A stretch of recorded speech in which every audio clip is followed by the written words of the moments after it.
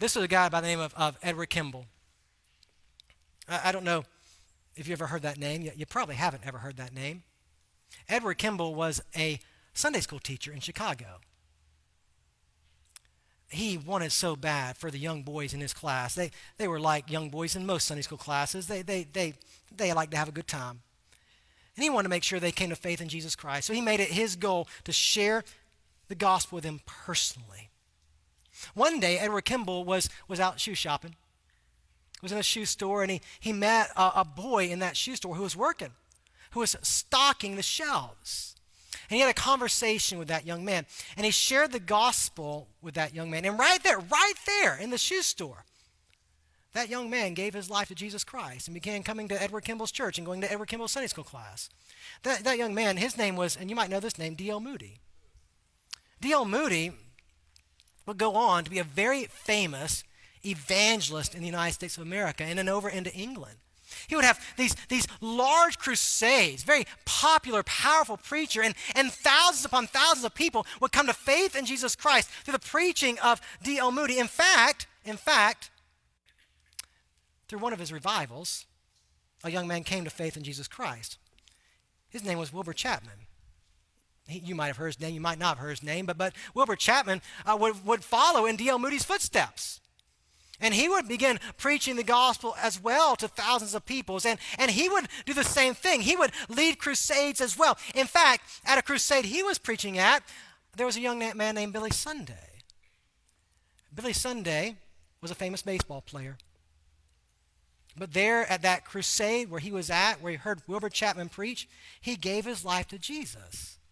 And Billy Sunday, sometime later, he would become an evangelist as well. And a very famous one at that. In fact, he was known for what was called the Sawdust Trail. He would give these wonderful, powerful invitations, and people would walk down a sawdust trail and give their lives to Jesus. And at one of those revivals where he was preaching, a man was there by the name of Mordecai Ham. Mordecai Ham was a very intelligent young man, and at that revival where Billy Sunday was preaching, he gave his life to Jesus. And then Mordecai Ham would do the same thing. He would eventually become an evangelist as well. And he would preach a revival in Charlotte, North Carolina. And in Charlotte, North Carolina, in the audience one night was a farm boy. And as Mordecai Ham gave the invitation, that farm boy gave his life to Jesus Christ. And Billy Graham would go on to be the most famous evangelist we would know, leading millions of people to faith in Christ through his evangelistic ministries. See, you don't know Edward Kimball's name, because after all, he was just a Sunday school teacher. That's all he was. Just a Sunday school teacher. And I promise you that when he died, there were probably some people that thought, oh well, he was just a Sunday school teacher, right?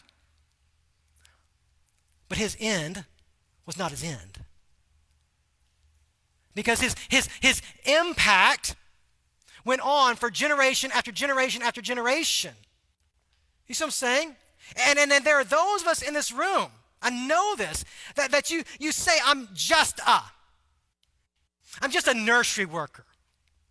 I'm just a Sunday school teacher. I'm just an Awana worker.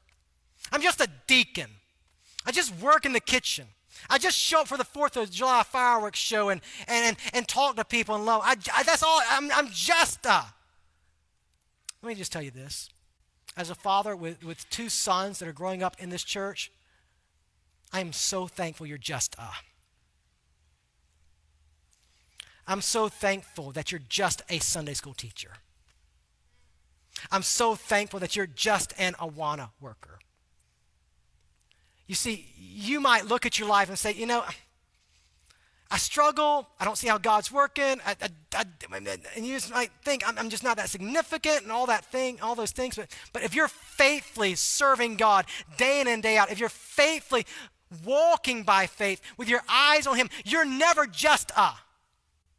No, you might not be Billy Graham. You might not be this person. You might not be that person. But I promise you, God is using you for his glory and in the season of your life. And so I would just challenge you as we close our time together. One, just think bigger. Because you look at your life and you think, I'm just not having an influence. I don't feel like my life's that significant. I don't feel like I matter. And it's just not true. Think bigger. See what God is doing through you. You don't know, and you likely will never know this side of eternity, the impact of your faith. But just remember, your end is not your end.